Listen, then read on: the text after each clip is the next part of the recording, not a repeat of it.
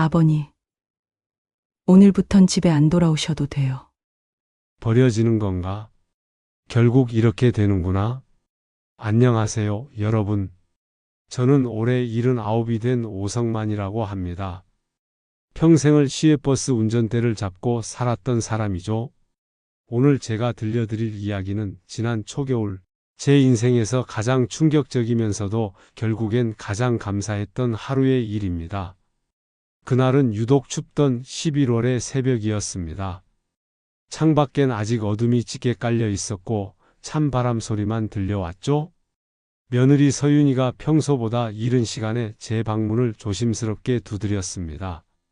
아버니, 일어나셨어요? 준비하셔야 해요. 사실 전 이미 한참 전부터 깨어 있었습니다. 며칠 전부터 뭔가 이상한 낌새를 느꼈거든요. 서윤이가 전화할 때마다 목소리를 낮추고 비용이니 날짜니 하는 말들이 새어 나왔습니다. 그리고 무엇보다 결정적이었던 건 어젯밤 손자 한이가 제 방에 들어와 꼭 안아주며 했던 말이었죠. 할아버지 사랑해요. 꼭 행복하셔야 해요. 22살 녀석이 갑자기 왜 그러나 싶었는데 이제 와 생각해보니 작별 인사였던 겁니다. 저는 천천히 일어나 옷장을 열었습니다. 뭘 입어야 할까요? 요양원에 가는 첫날 어떤 옷이 적당할까요? 결국 제일 깨끗한 회색 점퍼와 검은 바지를 골랐습니다. 서랍 속에서 작은 보자기를 꺼내 필요한 것들을 담았죠. 속옷 몇 벌, 양말, 면도기, 그리고 돌아가신 아내 사진 한 장. 더 이상 뭘 챙겨야 할지 몰라서 그냥 보자기를 묶었습니다.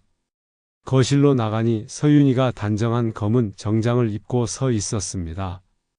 평소엔 편한 옷을 즐겨 입던 며느리가 왜 그리 격식을 차렸을까요? 아마도 요양원 직원들에게 좋은 인상을 주려는 거겠죠? 아버님, 아침은 나가서 드실게요. 시간이 좀 걸릴 거예요. 시간이 걸린다. 그 말이 제 가슴을 찔렀습니다.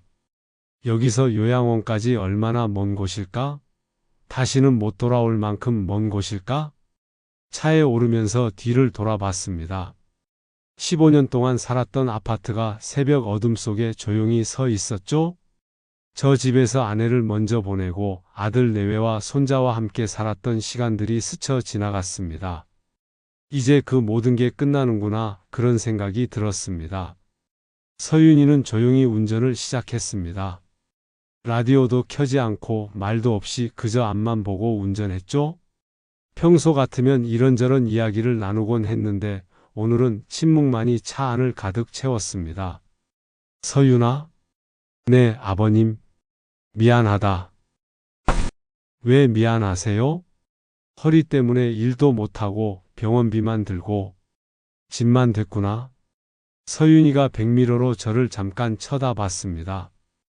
그 눈에 뭔가 복잡한 감정이 스쳐 지나가는 것 같았어요.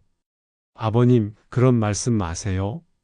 하지만 그 말에는 힘이 없었습니다. 위로라기보다는 의무적으로 하는 말 같았죠? 차는 도심을 벗어나 외곽으로 향했습니다. 점점 낯선 풍경들이 나타나기 시작했어요. 제가 40년 넘게 버스를 몰며 다녔던 길들이지만 조수석이 아닌 뒷자리에 앉아 있으니 모든 게 낯설게 느껴졌습니다. 날씨가 춥네. 제가 어색한 침묵을 깨려고 한 말이었는데 서윤이는 그저 고개만 끄덕였습니다. 1시간쯤 지났을까요? 차가 속도를 줄이기 시작했습니다. 창밖을 보니 푸른숲 요양센터라는 큰 간판이 보였습니다. 제 심장이 쿵 내려앉았죠. 드디어 왔구나. 여기가 제가 남은 생을 보낼 곳이구나. 건물은 생각보다 깨끗해 보였습니다. 4층짜리 건물에 넓은 정원도 있고 산책로도 잘 되어 있는 것 같았어요. 하지만 그게 뭐 대수겠습니까? 감옥이 아무리 좋아도 감옥인 것처럼 요양원도 결국 요양원이죠. 서윤이가 차를 주차장에 세우고 잠깐 망설이는 것 같았습니다. 아버님, 잠깐만 기다리세요. 제가 먼저 들어가서 확인하고 올게요. 그래. 서윤이가 차에서 내려 건물 안으로 들어갔습니다. 저는 혼자 차 안에 남아 보자기를 꼭 껴안았죠. 아내 사진이 만져졌습니다. 여보, 나도 이제 갈 곳이 생겼소. 당신처럼 좋은 곳은 아니지만 10분쯤 지났을까요? 서윤이가 약간 상기된 얼굴로 돌아왔습니다. 뭔가 직원들과 상담을 하고 온 모양이었어요. 아버님, 가시죠. 하지만 이상하게도 서윤이는 저를 내리라고 하지 않았습니다.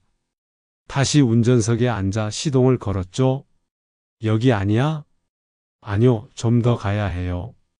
그때는 몰랐습니다. 서윤이가 일부러 요양원에 들른 거였다는 걸, 제가 오해하도록 일종의 연극을 한 거였다는 걸 말이죠. 차는 다시 달리기 시작했습니다. 이번엔 고속도로로 진입했어요.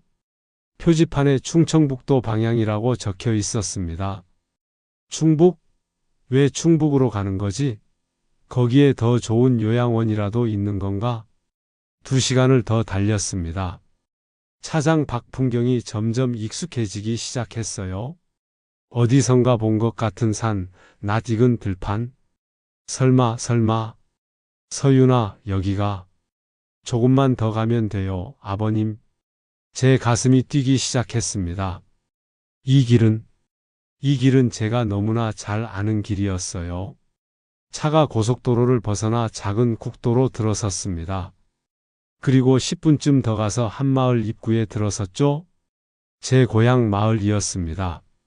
40년 전 떠났던 제가 태어나고 자란 바로 그 마을이었어요. 아버님, 도착했어요. 차가 멈춘 곳은 낡은 한옥 한 채 앞이었습니다. 아니, 낡았다고 하기엔 너무 깨끗했죠? 무너졌던 담장이 새로 쌓여 있고 대문도 새 것으로 바뀌어 있었습니다. 마당도 깨끗하게 정리되어 있고 마루는 반들반들 빛이 났어요. 이게 우리 집? 네, 아버님 집이에요. 제가 3달 동안 수리했어요. 저는 믿을 수가 없었습니다. 버려진 지 오래된 이 집을 서윤이가 고쳤다고요?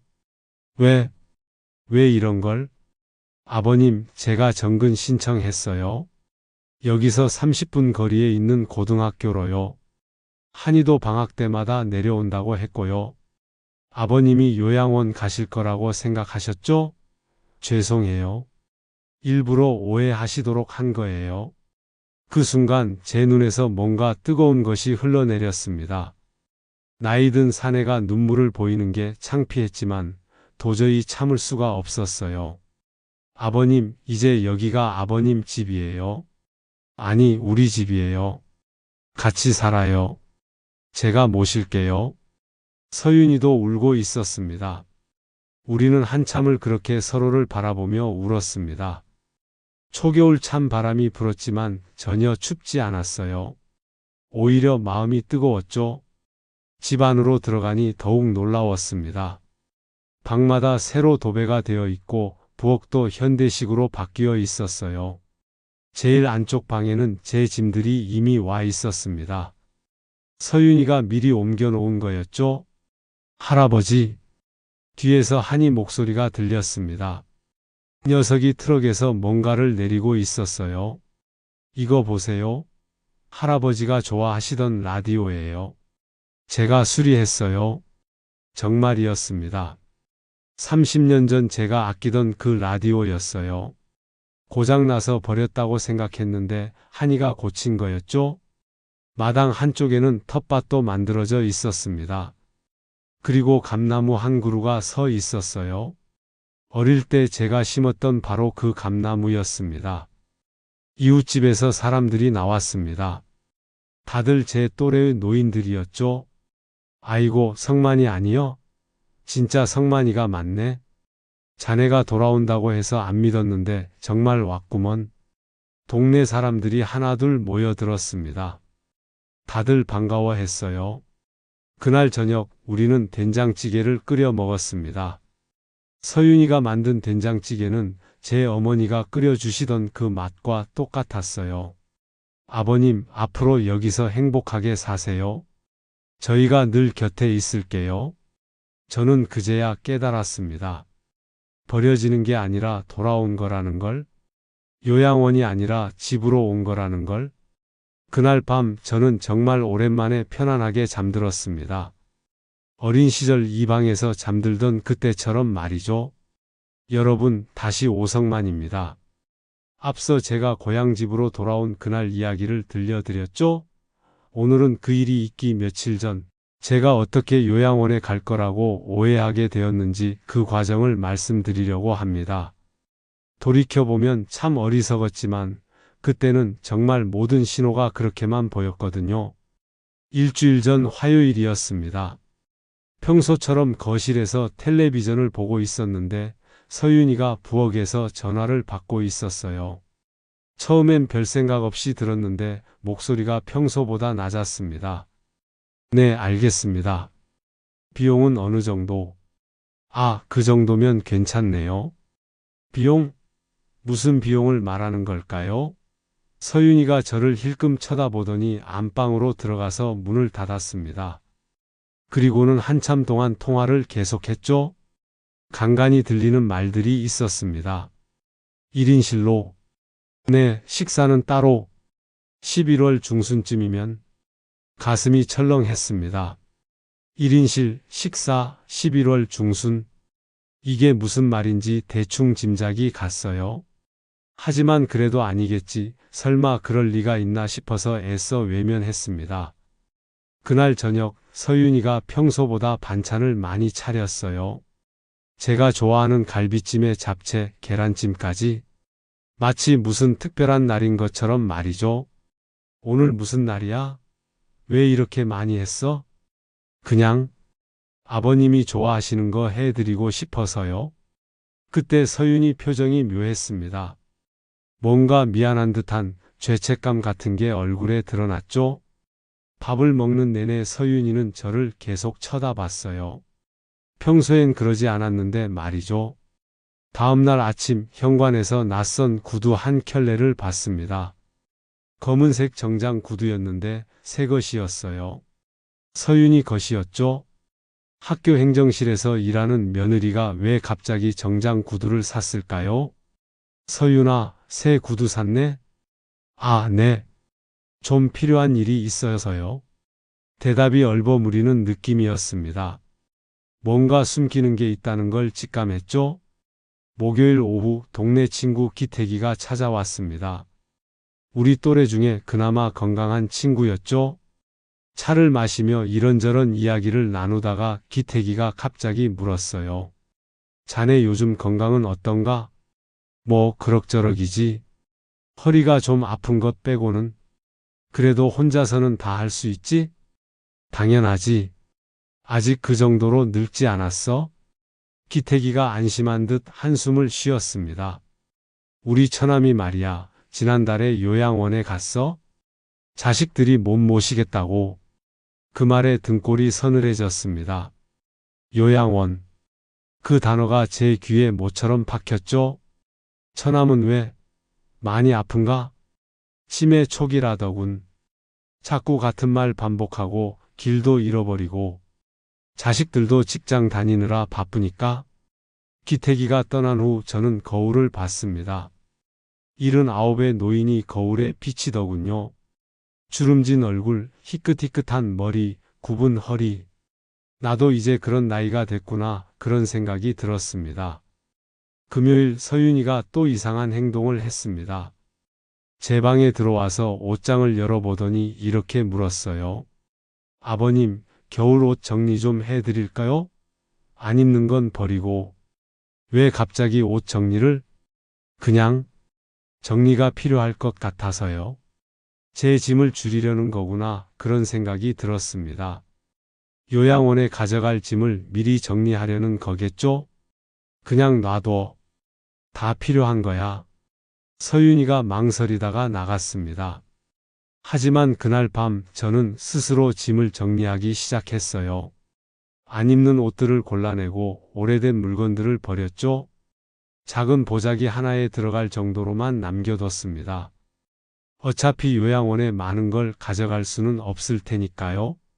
토요일 아침 아들 진수가 일찍 출근했습니다. 주말인데도 말이죠. 나가면서 제게 왔어요. 아버지 잘 계세요? 그래, 일 다녀와라. 평소엔 그냥 나가는데 그날따라 제 어깨를 꼭 잡더군요. 그리고는 뭔가 말을 하려다가 그만뒀습니다. 나중에 알았지만 진수는 그날 고향집 수리 현장에 간 거였어요. 제게는 출근한다고 거짓말을 하고 말이죠. 일요일 교회에서 돌아온 후 서윤이가 앨범을 꺼냈습니다. 가족 사진이 가득한 앨범이었죠. 아버님, 같이 좀 봐요. 우리는 거실에 앉아 사진을 봤습니다. 한이 100일 사진부터 대학 입학식 사진까지 돌아가신 아내 사진도 있었고 우리 가족이 다 같이 찍은 사진도 있었죠. 이때 참 좋았네요. 서윤이가 중얼거렸습니다. 마치 이제 다시는 이런 시간이 없을 것처럼. 아버님, 혹시 가장 소중한 사진 몇 장만 골라주실 수 있어요? 왜? 그냥 따로 보관하려고요. 그것도 신호였죠? 요양원에 가져갈 사진을 고르라는 거였어요. 저는 아내 사진 한 장과 가족 사진 2장을 골랐습니다. 서윤이가 그 사진들을 조심스럽게 봉투에 넣었어요. 월요일 서윤이가 은행에 다녀왔습니다. 통장과 서류 뭉치를 들고 왔더군요. 아버님, 도장 좀 주세요. 뭐에 쓰려고? 통장 정리 좀 하려고요. 더 편하게 쓰실 수 있도록. 자동이체 변경인가 싶어서 도장을 줬습니다. 하지만 지금 생각해보니 그것도 고향집 관련 서류였을 거예요. 그날 저녁 한이가 제 방에 왔습니다. 손에 뭔가를 들고 있었어요. 할아버지, 이거 받으세요. 작은 상자였습니다.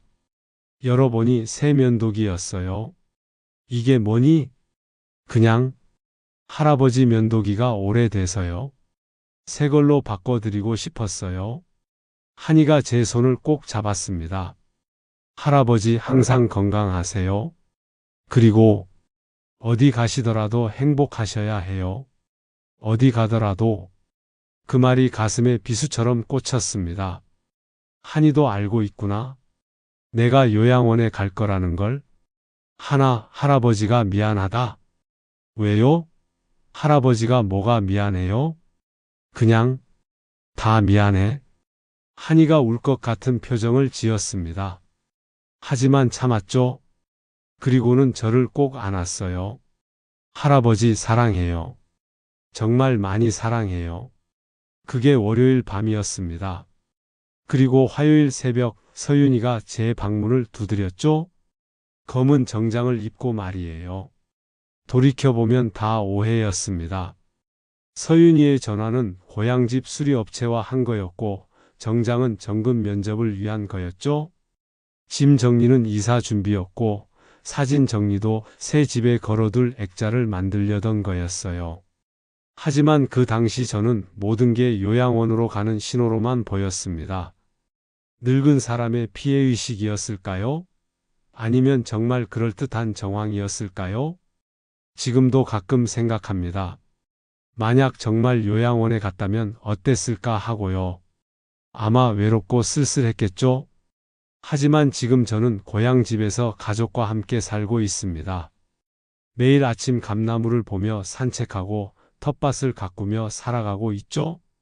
그 일주일은 제 인생에서 가장 불안했던 시간이었지만 동시에 가족의 사랑을 다시 한번 확인하게 된 시간이기도 했습니다. 서윤이와 진수, 한이가 저를 위해 얼마나 많은 준비를 했는지, 얼마나 저를 생각했는지 알게 됐으니까요. 요즘도 동네 어르신들이 가끔 물어봅니다. 어떻게 그런 효부를 뒀냐고. 저는 그저 웃으며 대답합니다.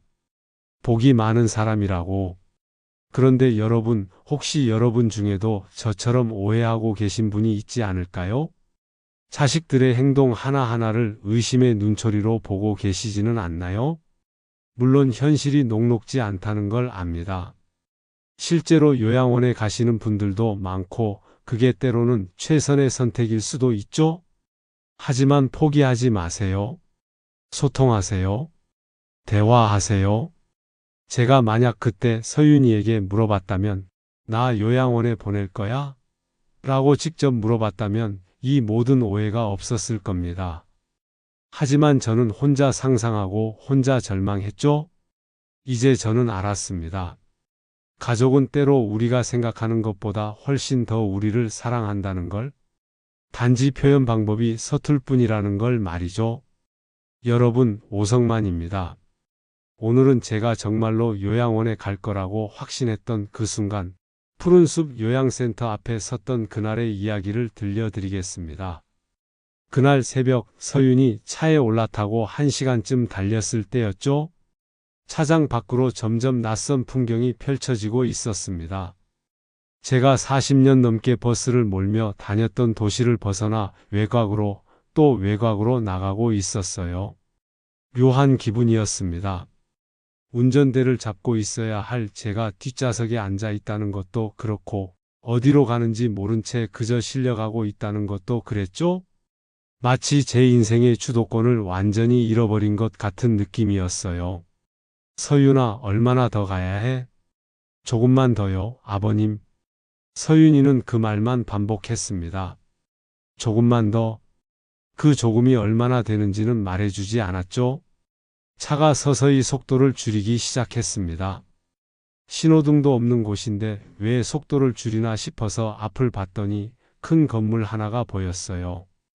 깨끗한 4층 건물이었는데 입구에 커다란 간판이 있었습니다. 푸른숲 요양센터. 그 6글자가 제 눈에 들어온 순간 심장이 멎는 것 같았습니다. 아, 정말이구나. 진짜 요양원에 왔구나. 건물을 자세히 봤습니다.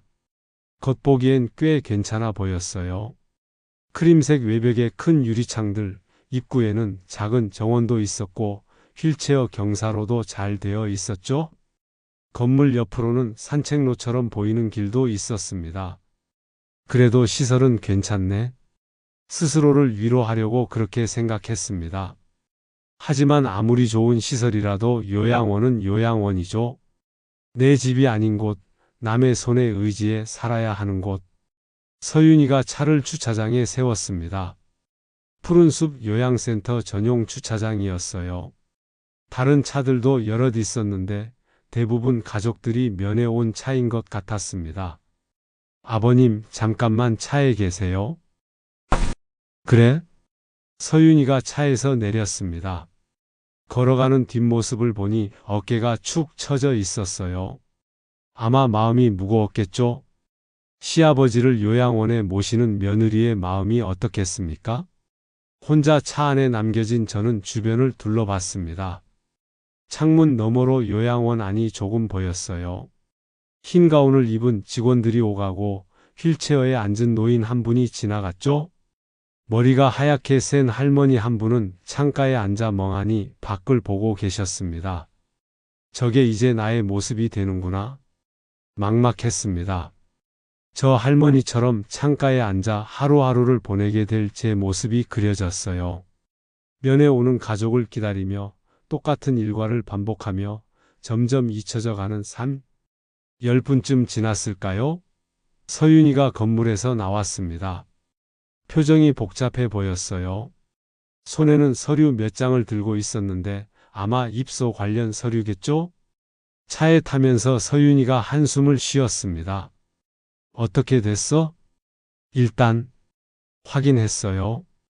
확인했다는 게 뭘 확인했다는 건지 묻고 싶었지만 차마 물을 수가 없었습니다. 방이 있는지, 비용이 얼마인지, 언제부터 들어갈 수 있는지 그런 것들을 확인했겠죠? 이상한 건 서윤이가 저를 내리라고 하지 않았다는 겁니다. 보통 요양원에 입소할 때는 본인이 직접 들어가서 상담도 하고 시설도 둘러본다고 들었는데 서윤이는 그냥 다시 시동을 걸었어요. 안 들어가? 네, 여기는 아니에요. 여기는 아니라니? 그럼 다른 요양원을 알아본다는 건가?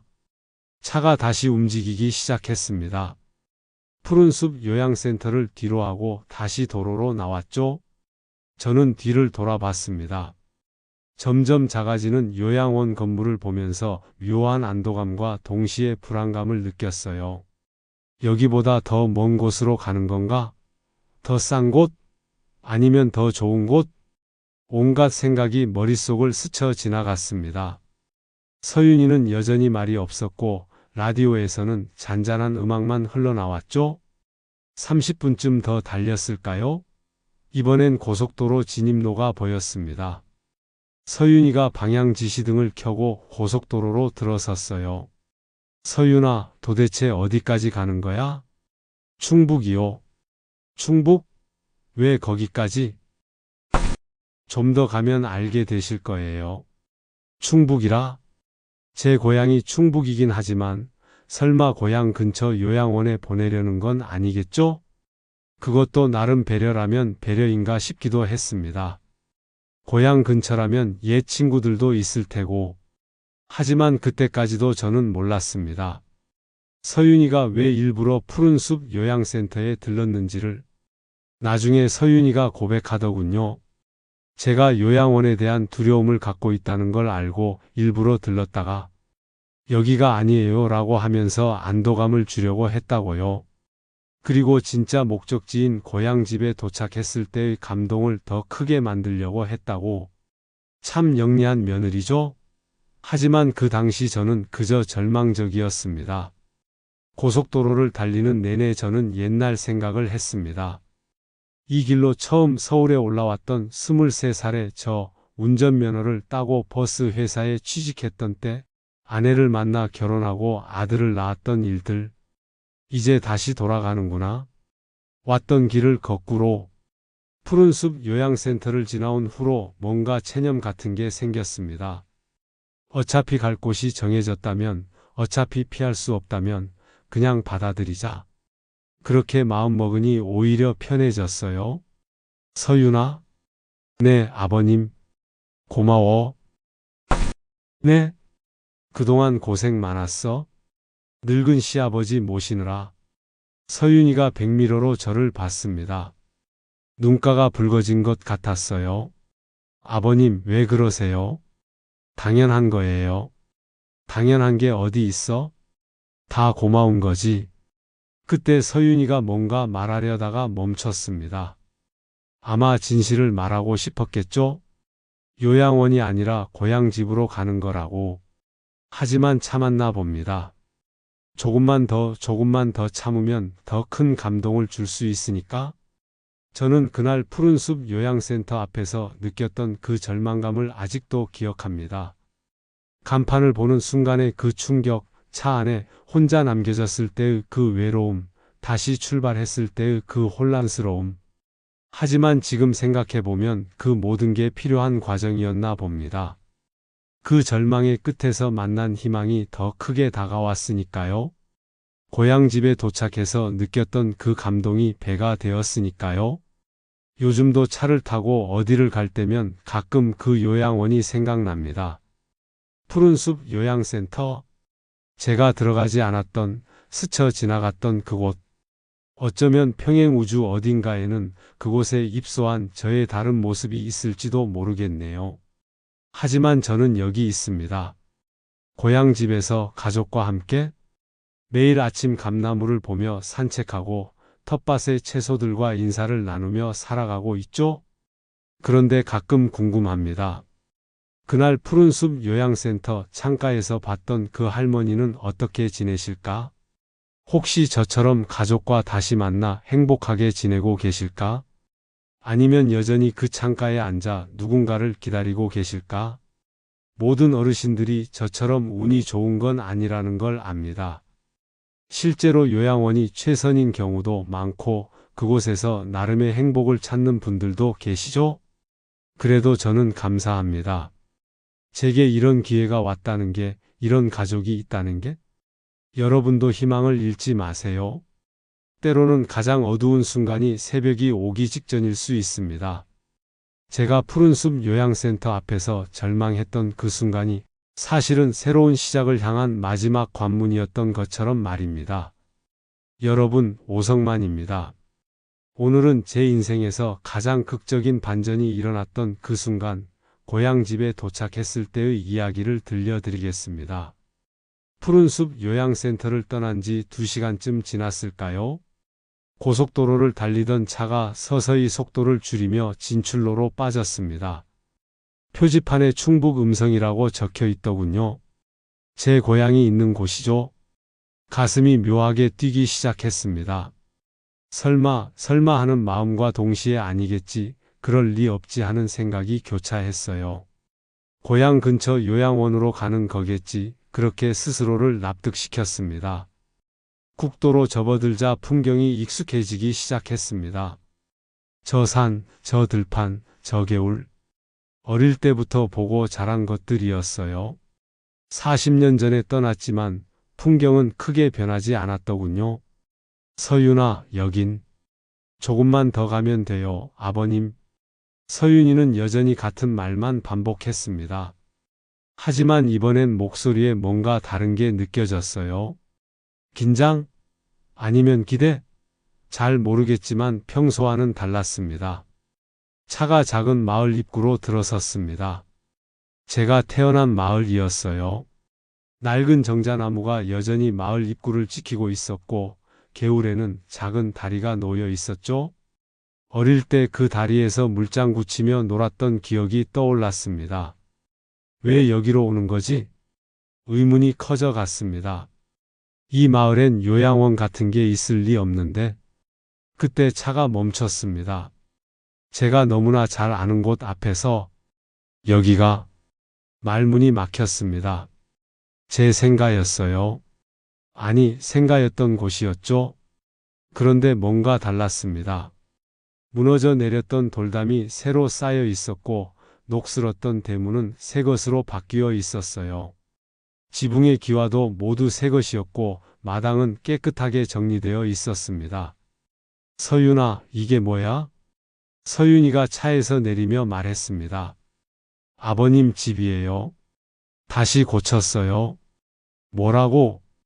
믿을 수가 없었습니다.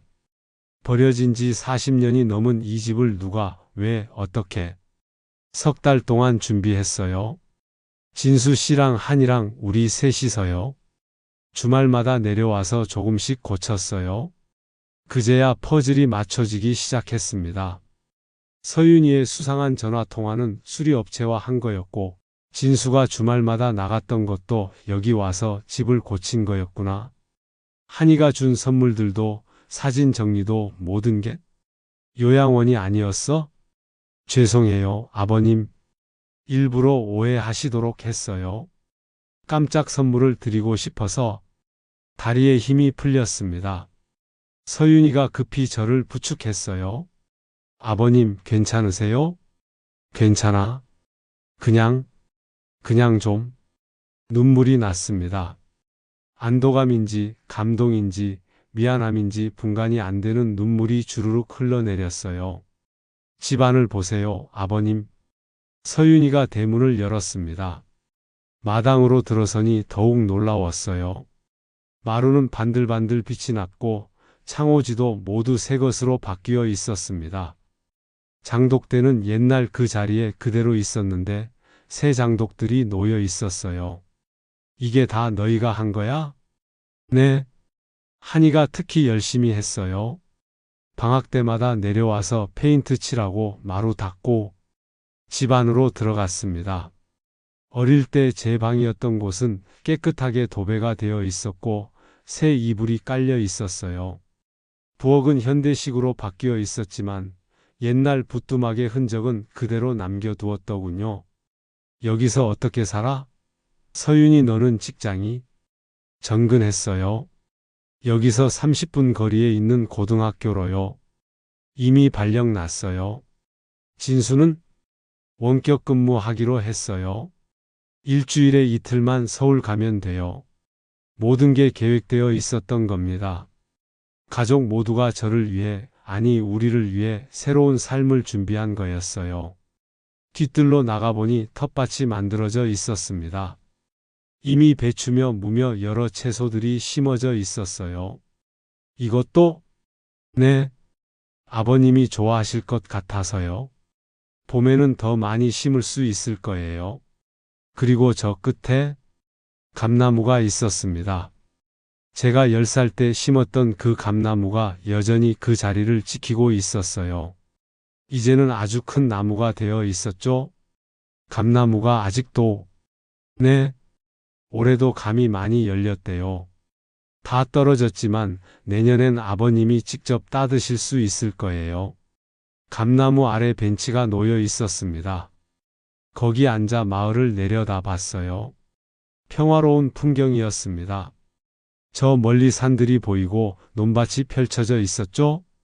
할아버지, 한이 목소리가 들렸습니다. 뒤를 돌아보니 한이가 큰 상자를 들고 오고 있었어요. 이거 보세요. 할아버지 라디오예요. 제가 고쳤어요. 정말 제 옛날 라디오였습니다. 30년도 더 된 구식 라디오인데 한이가 부품을 구해서 고친 모양이었어요. 작동도 돼요. 들어보세요. 한이가 전원을 켜자 라디오에서 음악이 흘러나왔습니다. 옛날 노래였어요. 제가 젊었을 때 듣던 그 노래들. 그때 옆집에서 누군가 나왔습니다. 아이고, 성만이 아니요? 순자 할머니였습니다. 어릴 때부터 저를 알던 동네 할머니였죠. 돌아온다고 들었는데 정말 왔구먼. 반갑다, 반가워. 이웃들이 하나둘 모여들기 시작했습니다. 다들 제 또래거나 조금 젊은 사람들이었어요. 성만이가 돌아왔네. 도시 생활 접고 고향 왔다며? 며느리가 효부라더니 정말이구먼. 동네 사람들이 미리 알고 있었던 모양입니다. 서윤이가 집 고치면서 이미 인사를 다 하고 다녔겠죠? 저녁이 되자 서윤이가 된장찌개를 끓였습니다. 텃밭에서 딴 채소들을 넣은 된장찌개였어요. 맛을 보니 눈물이 또 났습니다. 제 어머니가 끓여주시던 그 맛과 똑같았어요. 어떻게 이 맛을? 순자 할머니가 알려주셨어요. 아버님 어머니가 끓이시던 방법 그대로요. 밥상에 둘러앉았습니다. 진수와 서윤이, 한이, 그리고 저. 네 식구가 옹기종기 모여 앉아 저녁을 먹었어요. 아버지, 이제 여기가 우리 집이에요. 진수가 말했습니다. 서울 아파트는 전세 놨어요. 이제 여기서 살 거예요. 하지만 니들 생활이 괜찮아요, 할아버지. 전 원래 시골이 좋아요. 공기도 좋고 조용하고. 한이가 웃으며 말했습니다. 그날 밤 오랜만에 고향집 방에서 잠을 청했습니다. 낯설 줄 알았는데 오히려 너무나 편안했어요. 창문으로 들어오는 바람 냄새, 귀뚜라미 소리, 그 모든 게 저를 어린 시절로 돌려놓는 것 같았습니다. 새벽에 잠깐 깼을 때 마당에서 소리가 들렸어요. 나가보니 서윤이가 장독대 앞에 앉아 있었습니다. 안 자고 뭐해? 아, 아버님. 그냥 여기가 너무 좋아서요. 고맙다, 서윤아. 정말 고맙다. 아버님이 행복하시면 저희도 행복해요. 그때 깨달았습니다. 이게 진짜 가족이구나. 요양원이 아니라 집으로, 낯선 곳이 아니라 고향으로, 혼자가 아니라 함께.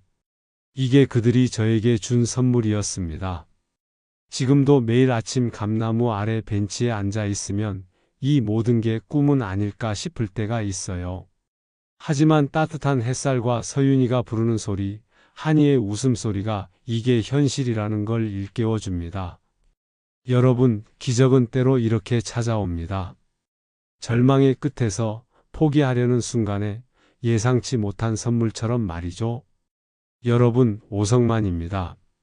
오늘은 고향집에 돌아온 후 며칠 뒤 제가 가족들에게 마음속 이야기를 털어놓았던 날을 들려드리겠습니다. 라디오에서 흘러나오던 옛 노래와 감나무 아래서 나눈 대화가 아직도 선명하게 기억납니다. 고향집에 온 지 사흘째 되던 날이었어요. 아침 일찍 일어나 마당을 쓸고 있었는데 한이가 제 옆으로 다가왔습니다. 할아버지, 라디오 들으실래요? 아침 방송 시작했어요. 한이가 고쳐준 그 라디오였죠? 30년도 넘은 물건인데 한이가 인터넷으로 부품을 구해가며 2달을 씨름한 끝에 고쳤다고 했어요. 전원을 켜자 약간 지직거리는 소리와 함께 DJ의 목소리가 들렸습니다. 오늘은 1970년대 히트곡을 보내드리겠습니다. 먼저 남진 씨의 님과 함께입니다. 음악이 흘러나왔어요. 제가 25살 때 처음 버스 운전을 시작했을 때 매일 듣던 노래였습니다. 그때는 이 라디오를 운전석 옆에 두고 손님이 없을 때마다 들었죠? 할아버지, 이 라디오 되게 오래된 거죠? 그래, 내 할머니가 결혼 선물로 사준 거야. 할머니가요? 한이가 놀란 듯 물었습니다. 제가 아내 이야기를 잘하지 않았거든요. 그래?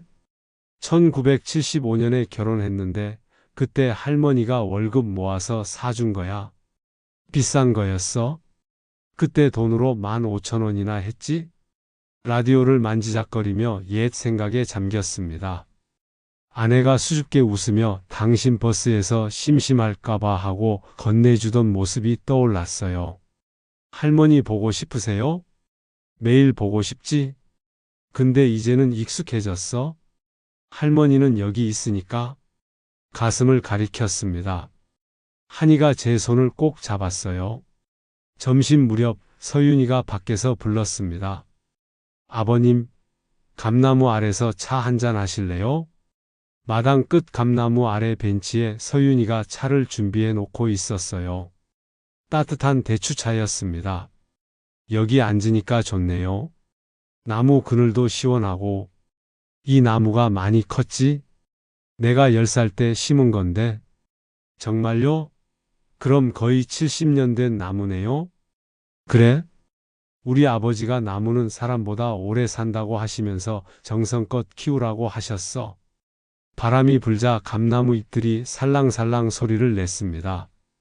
그 소리를 들으며 한참을 앉아 있었어요. 아버님, 응? 사실 저희가 너무 늦은 건 아닌가 싶어요. 서윤이가 갑자기 울먹이기 시작했습니다. 아버님이 요양원 가실 거라고 생각하셨잖아요. 그런 오해를 하시도록 둔 게 너무 죄송해요. 아니야, 서윤아. 오해가 아니었어. 네? 그때 저는 그동안 숨겨왔던 이야기를 꺼냈습니다. 사실 나도 알고 있었어. 언젠가는 요양원에 가야 할 거라고. 몸도 점점 안 좋아지고 병원비도 많이 들고 집만 되고 있다고 생각했거든. 아버님, 며칠 전부터 너희가 뭔가 준비하는 걸 보면서 아, 이제 때가 왔구나 싶었어. 서운하기도 했지만 한편으론 이해했어. 너희도 너희 인생이 있는데 늙은 사람 돌보느라 고생할 순 없지. 서윤이가 고개를 숙였습니다. 눈물이 뚝뚝 떨어졌어요. 근데 막상 버려진다고 생각하니까 너무 무서웠어. 혼자 남겨진다는 게, 모르는 사람들 손에 맡겨진다는 게. 아버님, 저희는 절대 그런 생각 안 했어요. 오히려 어떻게 하면 아버님이 행복하실까 그것만 생각했어요. 그때 진수가 퇴근하고 들어왔습니다. 우리 이야기를 듣고 있었는지 눈가가 붉어져 있었어요. 아버지, 저희가 더 일찍 이렇게 했어야 했는데 죄송해요. 아니다, 아들아. 이것만으로도 충분해. 너무 충분해서 오히려 미안할 정도야. 우리는 감나무 아래 둘러 앉았습니다. 라디오를 가져와서 틀어놓으니 오후 음악 방송이 흘러나왔어요. 아버지, 어렸을 때 이 감나무에서 감 따던 거 기억나세요? 진수가 물었습니다. 그럼 기억하지? 네가 6살 때 처음 데려왔는데 감 따려고 나무에 올라가다가 떨어질 뻔했잖아. 맞아요. 그때 아버지가 받아주셨죠? 할아버지가 나무 타는 법도 가르쳐 주셨어요. 한이도 끼어들었습니다. 중학교 때 여름방학에 왔을 때요. 이 나무 꼭대기까지 올라갔다가 할머니한테 혼났죠? 우리는 그렇게 옛 이야기를 나눴습니다. 이 감나무를 중심으로 펼쳐졌던 수많은 추억들, 돌아가신 어머니가 감으로 곶감을 만들던 일, 아내와 처음 이 집에 왔을 때, 감나무 아래서 했던 약속, 진수가 어렸을 때 감잎으로 소꿉 놀이하던 모습, 해가 기울어갈 무렵 라디오에서 특별한 노래가 흘러나왔습니다. 패티김의 이별이었어요. 이 노래? 말문이 막혔습니다. 아내가 세상 떠나기 전 마지막으로 듣고 싶다고 했던 노래였거든요. 할머니가 좋아하신 노래예요? 한이가 조심스럽게 물었습니다. 그래? 할머니가 제일 좋아하던 노래야. 우리는 조용히 노래를 들었습니다. 바람이 불어 감나무 잎이 흔들렸고 노을이 마당을 붉게 물들였어요. 할머니도 여기 계신 것 같아요. 서윤이가 말했습니다. 그래, 맞아. 여기 계셔. 이 나무에도 저 집에도 우리 마음에도. 그날 저녁 우리는 감나무 아래서 저녁을 먹었습니다. 서윤이가 준비한 도시락이었어요. 김밥과 유부초밥, 그리고 감나무 열매로 만든 감식초 무침. 아버님, 내년에 감 열리면 곶감 만드는 법 가르쳐 주세요. 그래, 우리 어머니가 하시던 방법 그대로 가르쳐 줄게. 저도 배울래요. 한이가 손을 들었습니다. 밤이 되자 별이 쏟아졌습니다. 도시에서는 볼 수 없던 수많은 별들이 하늘을 가득 채웠어요. 할아버지 어렸을 때도 이렇게 별이 많았어요? 그럼 더 많았지. 저 은하수 보이니? 어렸을 때는 은하수가 강물처럼 선명했어? 라디오는 계속 음악을 들려줬습니다. 70년대, 80년대 노래들이 이어졌어요. 각각의 노래마다 추억이 있었고 이야기가 있었습니다. 아버님, 이제 외롭지 않으시죠? 서윤이가 물었습니다. 외롭지 않아. 오히려 너무 북적거려서 정신없을 지경이야. 모두 웃었습니다. 그날 밤 방에 누워 라디오를 들으며 생각했습니다. 이 라디오처럼 낡고 고장났던 제 삶이 한이의 손길로 다시 소리를 내기 시작했구나. 감나무처럼 오래되고 외로웠던 제가 가족의 품으로 돌아왔구나. 여보, 우리 잘 살았지? 그리고 앞으로도 잘 살 거야. 창밖의 감나무를 보며 아내에게 속삭였습니다. 바람에 흔들리는 나뭇가지가 마치 대답하는 것 같았어요. 라디오에서는 하루의 마지막 곡이 흘러나왔습니다. 조용필의 돌아와요, 부산항에. 항구는 아니지만 저는 돌아왔습니다. 제가 있어야 할 곳으로, 사랑하는 사람들 곁으로. 그렇게 또 하루가 저물었습니다. 행복한 하루가. 여러분, 오성만입니다. 오늘은 이 이야기의 마지막 장을 들려드리려고 합니다. 고향 집에 돌아온 지 한 달이 지난 지금 우리 가족이 어떻게 새로운 일상을 만들어가고 있는지 말씀드릴게요. 오늘 아침도 여느 때처럼 5시에 눈이 떴습니다. 도시에서는 그저 막막한 새벽이었지만 여기서는 하루의 시작을 알리는 신호예요. 닭이 울고 참새들이 지저귀기 시작하죠. 마당으로 나가니 서리가 하얗게 내려앉아 있었습니다. 텃밭의 배추들이 서리를 막고 더욱 단단해 보였어요. 며칠 후면 김장을 할 예정입니다. 서윤이가 동네 할머니들한테 김장하는 법을 배우고 있거든요. 아버님, 일찍 일어나셨네요. 서윤이가 부엌에서 나왔습니다. 벌써 아침 준비를 하고 있었어요. 오늘은 뭐 하는 날이야? 마을 회관에서 어르신들 건강검진 있대요. 같이 가실래요? 그래야겠네. 이런 게 일상이 되었습니다. 병원 가는 일도, 장 보는 일도 이제는 혼자가 아니에요. 아침을 먹고 마을 회관으로 갔습니다. 동네 어르신들이 벌써 모여 계셨어요. 성만이 왔네. 며느리도 같이 왔고. 효부 맞다니까. 서울서 여기까지 와서 시아버지 모시는 게 쉬운 일이요? 순자 할머니가 서윤이 손을 꼭 잡으며 칭찬을 아끼지 않았습니다. 서윤이가 쑥스러워하면서도 기뻐하는 게 보였어요. 건강검진을 받으면서 의사 선생님이 말씀하셨습니다. 혈압이 많이 좋아지셨네요. 약도 잘 드시고 계시고. 며느리가 챙겨줘서요. 복 받으셨네요. 요즘 이런 가족 보기 드문데. 오후에는 텃밭에서 일했습니다. 한이가 주말이라 내려와 있었거든요. 할아버지, 이거 뭐예요? 그거? 쪽파야. 김장할 때 넣을 거야. 저도 김장 도와드릴게요. 그래, 내가 있으면 든든하지. 한이와 함께 텃밭을 돌보면서 많은 이야기를 나눴습니다. 학교 이야기, 친구 이야기, 미래에 대한 꿈. 할아버지, 저 나중에 할아버지처럼 되고 싶어요. 나처럼? 버스 운전사? 아니요. 그게 아니라 할아버지처럼 가족을 사랑하는 사람이요. 뭉클했습니다. 제가 뭘 그리 대단한 걸 했다고 이 아이가 이런 말을 하는지. 저녁 무렵 동네 잔치가 열렸습니다. 마을 회관에서 준비한 작은 잔치였는데 제 귀향을 축하하는 자리이기도 했어요. 우리 마을의 젊은 사람들이 들어왔어? 이장님이 농담처럼 말씀하셨습니다. 진수와 서윤이 한이를 보며 하신 말씀이었죠? 도시 사람들이 시골 생활 적응하기 힘들 텐데. 누군가 걱정스럽게 말했지만 서윤이가 웃으며 대답했습니다. 오히려 좋아요. 공기도 맑고 인심도 좋고 무엇보다 아버님이 행복해 하시니까요. 잔치 음식을 먹으며 동네 사람들과 이야기꽃을 피웠습니다. 옛날 이야기, 농사 이야기, 자식 자랑. 정겨운 시간이었어요. 집으로 돌아와 거실에 모여 앉았습니다.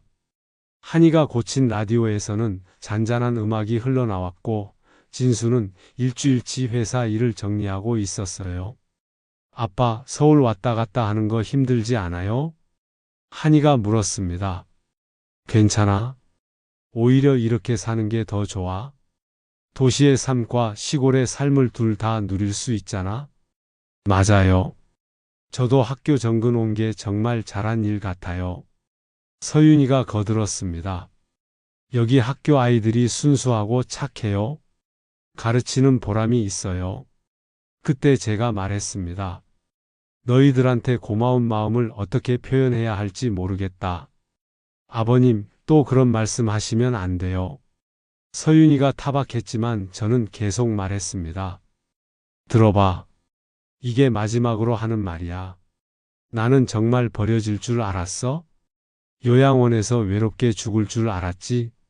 근데 너희가 이런 선물을 준비했잖아? 단순히 집을 고친 게 아니야. 너희가 준 건 희망이야. 살아갈 이유야. 눈물이 났습니다. 또 운다고 핀잔 들을까봐 참으려 했는데 참을 수가 없었어요. 우리도 고마워요, 아버지. 진수가 말했습니다. 사실 도시 생활에 지쳐 있었어요. 출퇴근 전쟁, 미세먼지, 층간소음. 여기 와서 오히려 저희가 치유받고 있어요. 맞아요. 텃밭 가꾸고 이웃들과 정 나누고. 이게 진짜 삶인 것 같아요. 서윤이도 거들었습니다. 한이가 제 옆으로 와서 앉았습니다. 할아버지, 우리 앞으로도 계속 이렇게 살아요. 여기서 함께? 그래, 그러자꾸나. 다음 날 아침 감나무 아래서 일기를 썼습니다. 요즘 새로 시작한 일이에요. 오늘도 감사한 하루였다. 텃밭의 배추가 잘 자라고 있고 동네 사람들이 반겨주고 가족이 곁에 있다. 이보다 더 바랄 게 뭐가 있을까? 일기를 쓰다 말고 하늘을 봤습니다. 구름 한 점 없이 맑은 하늘이었어요. 감나무 가지 사이로 보이는 파란 하늘이 참 예뻤습니다. 할아버지, 한이가 부르는 소리에 고개를 돌렸습니다. 주말에 친구들 데려와도 돼요? 할아버지 집 자랑하고 싶어요? 그럼 데려와. 된장찌개 끓여줄게. 우와, 최고예요. 한이가 뛰어가는 뒷모습을 보며 웃었습니다. 이 집의 젊은 사람들의 웃음소리가 가득하다니 꿈만 같은 일이죠. 며칠 후 김장을 했습니다. 동네 할머니들이 다 와서 도와주셨어요. 서윤이는 열심히 배우며 메모까지 했고 한이는 배추 나르느라 땀을 뻘뻘 흘렸죠. 이 집 김장이 제일 재밌어?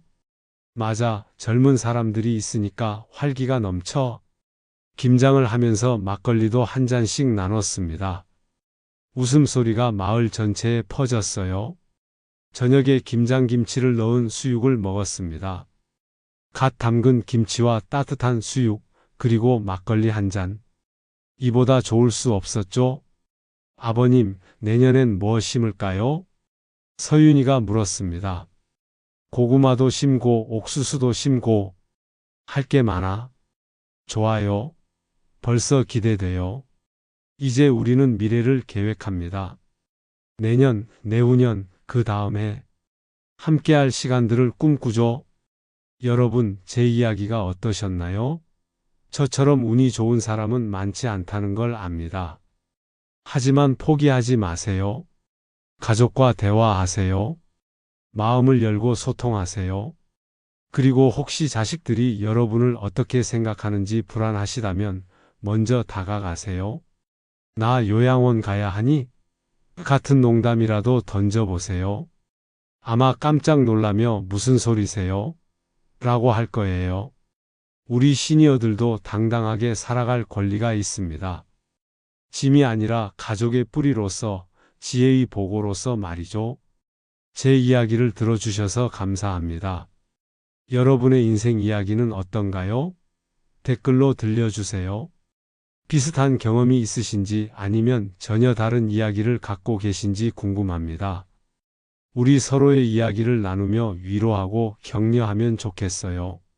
오늘도 감나무는 제자리를 지키고 있고 라디오는 옛 노래를 들려줍니다. 그리고 저는 여기 가족과 함께 있습니다. 이것만으로도 충분히 행복한 오성만이었습니다.